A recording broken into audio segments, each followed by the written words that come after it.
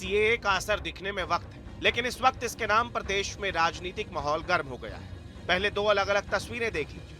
ये बीजेपी की मुसलमान नेता रूबी आसिफ खान है, जो सीएए को होली और ईद की तरह मनाने की अपील कर रही है, और ये तस्वीर है शिलोंग की, जहां सीएए के खिलाफ चिंगारी सुलगाई जा रही है। दरअसल विपक्ष नेताओं की पूरी फौज ने नोटिफिकेशन जारी होने के बाद पिछले 2 दिनों में सीएए के बहाने मोदी सरकार को निशाने पर ले रखा है। एआईएमआईएम अध्यक्ष असदुद्दीन ओवैसी सीएए को एनआरसी और एनपीआर से जोड़ रहे हैं, जबकि दिल्ली के मुख्यमंत्री अरविंद केजरीवाल सीएए से भारतीयों का रोजगार छिन जाने का डर दिखा रहे हैं, और कांग्रेस नेता जयराम रमेश को तो सीएए में शैतानी मकसद भी दिख रहा है। कमर तोड़ महंगाई हो रही है, उधर हमारे युवा दर दर की ठोकरें खा रहे हैं रोजगार के लिए। ऐसे में सरकार बेरोजगारी और महंगाई का समाधान ढूंढने की बजाय सीए की बात कर रही है, तो ये बड़े दुख की बात है।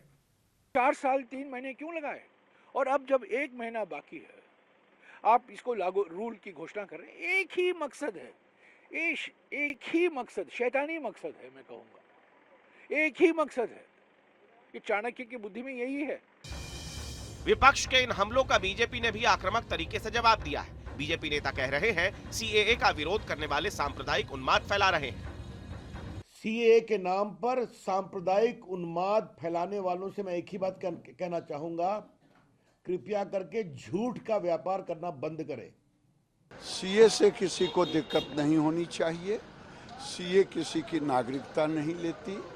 सीए नागरिकता देने वाली है भारतवंशियों को। हालांकि सियासी वार पलटवार से अलग सीएए पर तनाव बढ़ने की आशंका को देखते हुए केंद्रीय गृह मंत्रालय को एडवाइजरी जारी करनी पड़ी है, जिसमें कहा गया है कि 18 करोड़ मुसलमानों को सीएए से डरने की कोई जरूरत नहीं है। सीएए का असर दिखने में वक्त है, लेकिन इस वक्त इसके नाम पर देश में राजनीतिक माहौल गर्म हो गया है। पहले दो अलग अलग तस्वीरें देख लीजिए। ये बीजेपी की मुसलमान नेता रूबी आसिफ खान है, जो सीएए को होली और ईद की तरह मनाने की अपील कर रही है, और ये तस्वीर है शिलोंग की, जहां सीएए के खिलाफ चिंगारी सुलगाई जा रही है। दरअसल विपक्ष नेताओं की पूरी फौज ने नोटिफिकेशन जारी होने के बाद पिछले 2 दिनों में सीएए के बहाने मोदी सरकार को निशाने पर ले रखा है। एआईएमआईएम अध्यक्ष असदुद्दीन ओवैसी सीएए को एनआरसी और एनपीआर से जोड़ रहे हैं, जबकि दिल्ली के मुख्यमंत्री अरविंद केजरीवाल सीएए से भारतीयों का रोजगार छिन जाने का डर दिखा रहे हैं, और कांग्रेस नेता जयराम रमेश को तो सीएए में शैतानी मकसद भी दिख रहा है। कमर तोड़ महंगाई हो रही है, उधर हमारे युवा दर दर की ठोकरें खा रहे हैं रोजगार के लिए। ऐसे में सरकार बेरोजगारी और महंगाई का समाधान ढूंढने की बजाय सीए की बात कर रही है, तो ये बड़े दुख की बात है। 4 साल 3 महीने क्यों लगाए, और अब जब 1 महीना बाकी है आप इसको लागू रूल की घोषणा कर रहे हैं। एक ही मकसद है, एक ही मकसद, शैतानी मकसद है, मैं कहूँगा एक ही मकसद है। ये चाणक्य की बुद्धि में यही है। विपक्ष के इन हमलों का बीजेपी ने भी आक्रामक तरीके से जवाब दिया है। बीजेपी नेता कह रहे हैं सीएए का विरोध करने वाले सांप्रदायिक उन्माद फैला रहे हैं।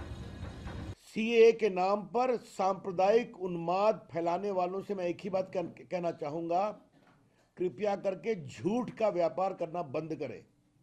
सीए से किसी को दिक्कत नहीं होनी चाहिए। सीए किसी की नागरिकता नहीं लेती। सीए नागरिकता देने वाली है भारतवंशियों को।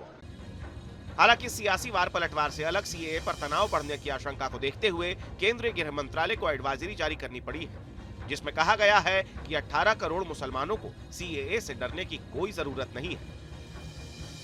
Team news nation.